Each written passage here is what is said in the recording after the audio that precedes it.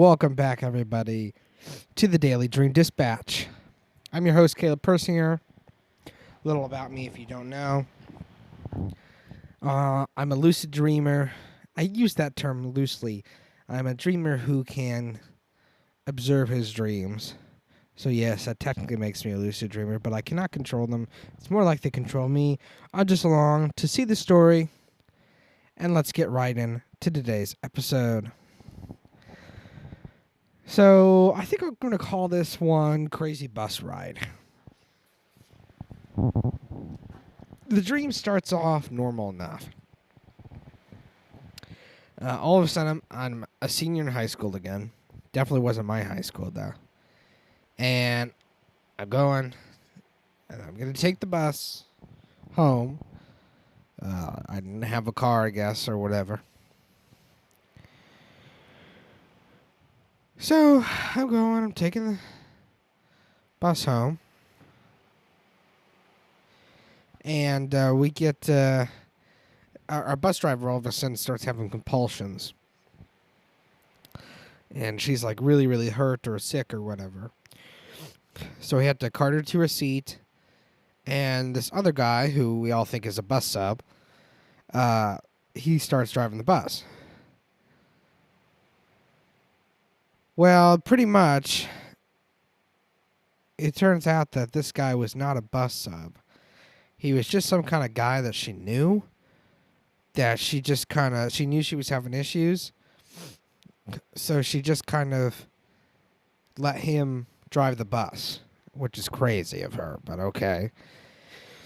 Anyways, so this guy kind of basically like kidnaps us, pretty much holding us prisoner. And he starts driving all crazy, all erratically. We were in California somewhere. There were like palm trees. It was very tropical, but industrial, kind of Mexico vibes. So somewhere like in California. Anyways, he says we're going to take her to the hospital. He says we need to take her to the hospital because she collapsed or whatever. So she's in pain, and he just starts driving insane. Like off the roads, like crashing through things, crashing through trees and stuff like that. Going down like narrow alleyways and like get down like big, big hills.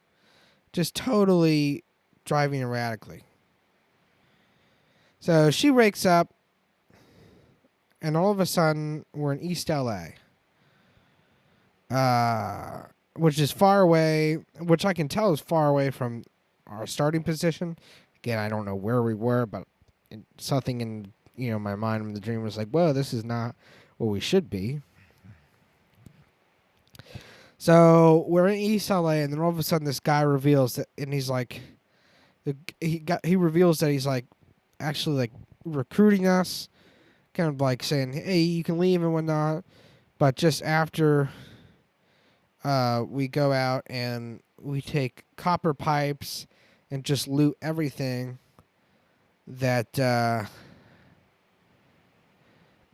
we can see from these like constructed houses and these abandoned houses. So that's what he was actually doing. He needed us for like manpower so that we could go loot a whole bunch of stuff and like steal the copper pipes out of constructed houses. And this is in East LA. I've never been to LA. I've never been to California in my life, so I don't know. Someone let me know how accurate that is. Anyways, it ended up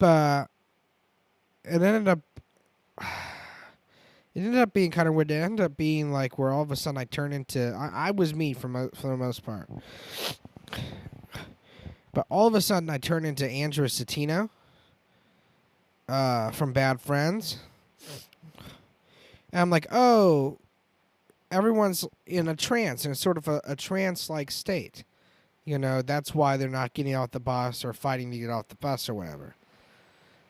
And it's because this guy's been feeding them, like, bad-tasting Italian food, some sort of Italian food that's, like, so bland, it put them in a trance-like state that he could control them.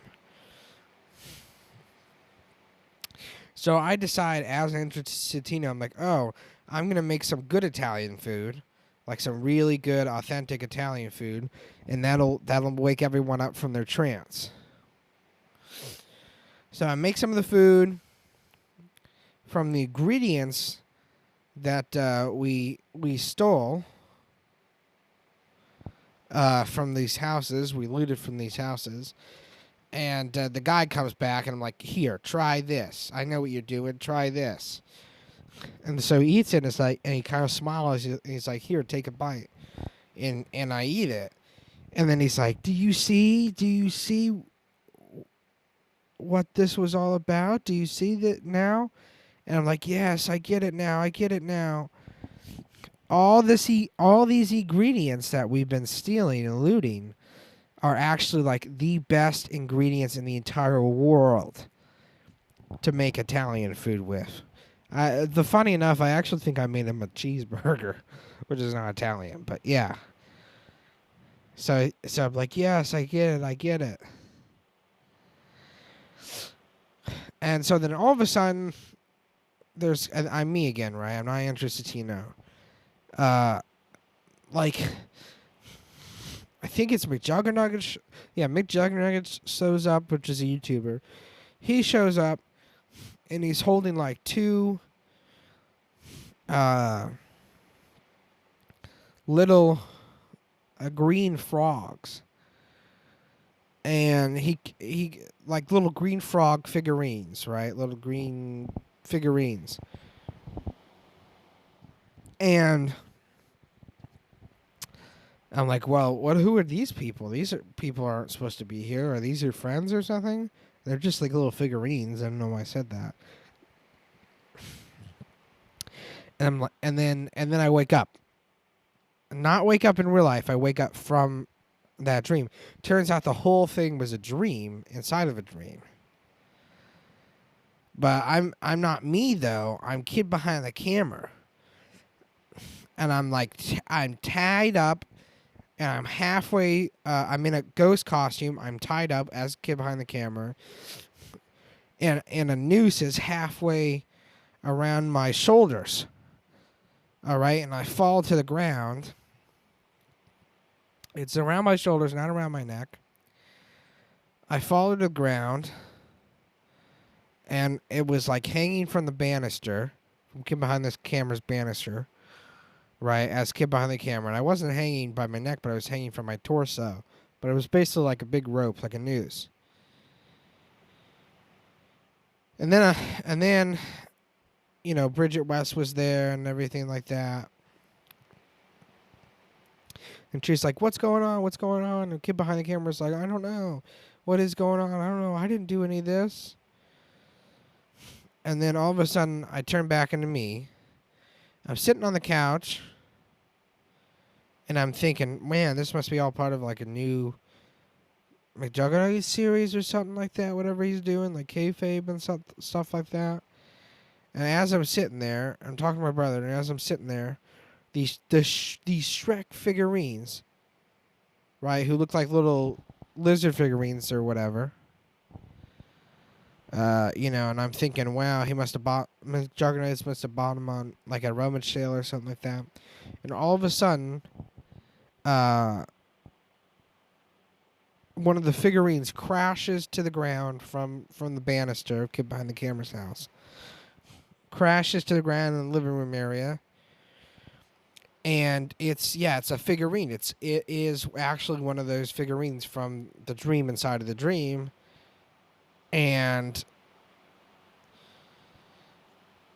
it's one of those Shrek figurines, and they were attached to the rope that was around kid behind the camera's torso.